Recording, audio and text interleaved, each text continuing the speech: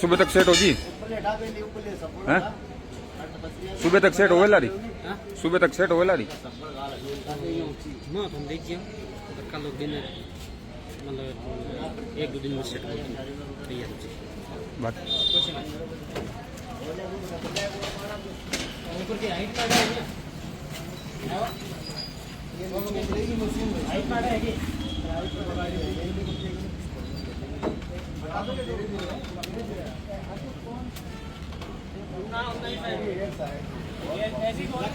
लकड़ी सेफली निकालनी है, सेफली थोड़ा पूरी नहीं निकलेगी, निकलेगी दोनों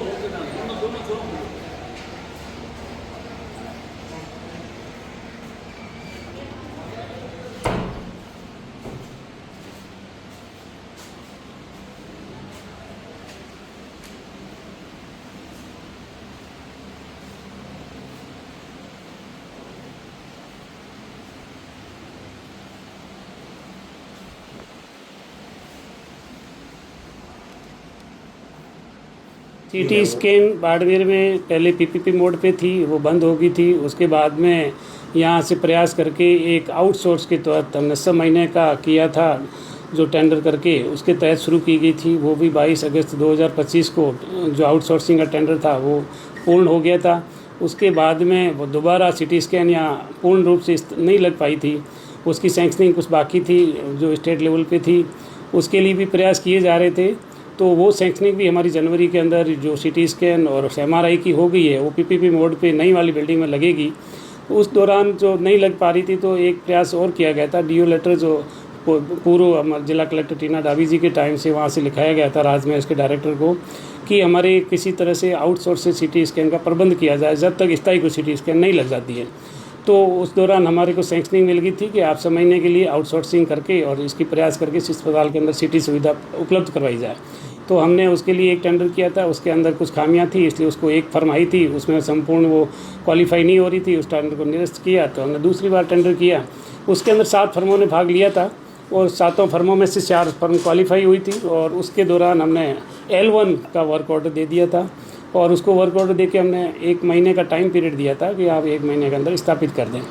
उसी भी 25 दिन बाद में उसमें L2 फर्म ने कोई अपील लगवा दी थी, उस अपील को निस्तारण कराने में हमको करीब महीना भर लग गया। उसके बाद में फिर हमने वर्क ऑर्डर दिया था, 10 दिन का टाइम दिया था और उसके बाद में 10 दिन में इंजीनियर नहीं आया और नहीं लग पाई। तो उसके बाद में नहीं लग पा रही तो हमने एक नोटिस इशू किया कि आप उसके अंदर काम करें।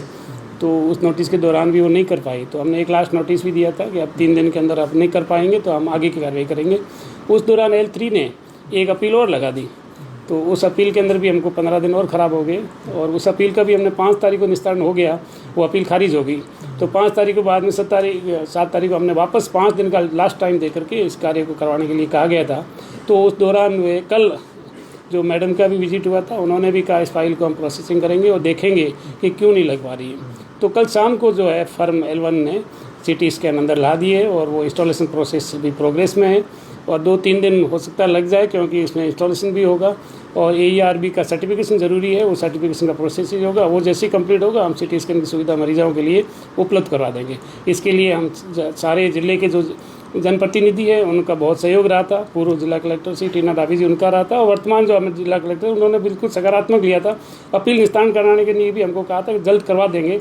उस दौरान वो अपील का निस्तारण हो गया था और मैडम ने कहा कि कल ही मैं फाइल देखूंगी, उसके बाद में इसका कर लेंगे, अपन जितना भी होगा प्रोसेस जल्दी से जल्दी करवाएंगे। तो उस दौरान सीटी स्कैन आ गई है। अब उम्मीद है कि हमें 2-3 दिन के अंदर या 3-4 दिन के अंदर लग जाएगी।